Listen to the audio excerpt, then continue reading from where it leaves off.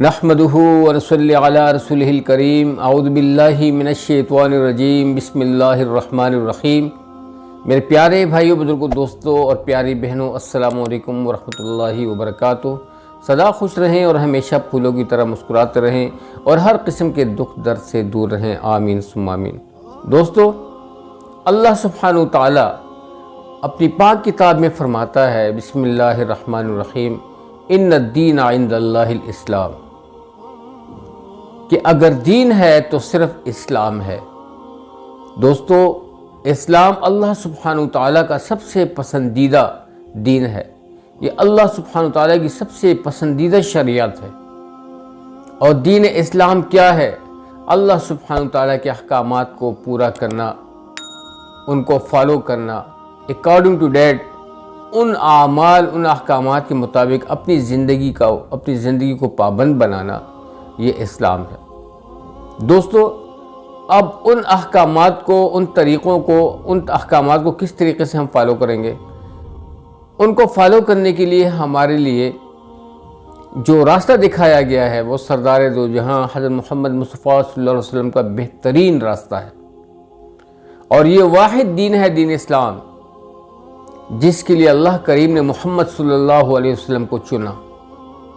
اور قیامت تک آنے والا جو بھی انسان ہے وہ اس امت سے ریلیٹڈ ہے اور اسی مذہب سے ریلیٹڈ ہے۔ اگر وہ کسی غیر مذہب کا ہے اور اس نے کسی مذہب کو ایکسیپٹ کرنا ہے تو وہ اسلام ہے، اسے وہ اسلام ہی میں آئے گا۔ اور اسلام ایک مکمل ضابطہ حیات ہے۔ اسلام بھائی چارہ سکھاتا ہے، بھائی چارے کا دین ہے، محبت کا دین ہے۔ اسلام سکون کا دین ہے، آپ کو پروٹیکٹ کرتا ہے، پروٹیکشن دیتا ہے، آپ کو اخلاقیات سکھاتا ہے، اور دوستو آپ کو سکون دیتا ہے، آپ کو ہر قسم کا چین دیتا ہے، آپ کو اللہ سبحانہ تعالیٰ کے فضل و کرم سے زندگی کا وہ معیار آپ کو پرووائڈ کرتا ہے جو کہ ایک عام انسان کے لیے اس کی ضرورت ہوتی ہے۔ دوستو، یہ دنیا کی زندگی ایک مختصر پیریڈ ہے، اور اس پیریڈ کے لیے اللہ کریم نے صرف اور صرف اپنے دین اسلام کو پسند کیا کہ قیامت تک آنے والا انسان جو ہوگا وہ اس دین کو فالو کرے گا، یعنی کہ اللہ کو ماننا اور اللہ کی مان کے چلنا، یہ مسلمان اور مومن کی شان ہے۔ ایک بندہ ہے وہ اللہ کو مانتا ہے، صحیح طریقے سے مانتا ہے، یہ مسلمان ہے۔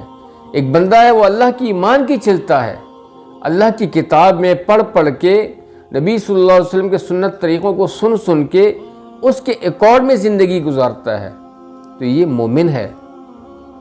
دوستو، انما المؤمنون اخوہ، اسلام ہمیں درس دیتا ہے کہ تمام مومنین جو ہیں یہ آپس میں بھائی ہیں، بھائی بہنیں ہیں، بہنیں بھائی ہیں۔ اللہ کریم نے ان کو بھائی ٹھہرایا ہے۔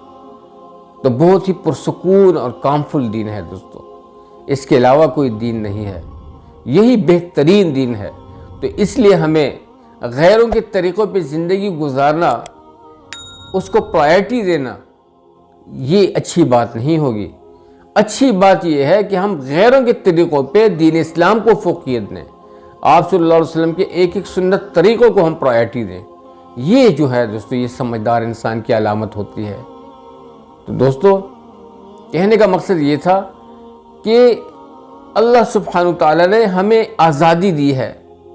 اس قرآن کے حدود میں اللہ کریم نے آپ کو کھانے پینے کے لیے نعمتیں دی، اللہ کریم نے اپنی پہچان عطا فرمائی، اور پھر فرمایا کہ میری تابعداری میں لگ جاؤ، میری شکر گزاری میں لگ جاؤ، تم دنیا میں بھی کامیاب ہو جاؤ گے، موت کے بعد والی زندگی میں بھی کامیاب ہو جاؤ گے۔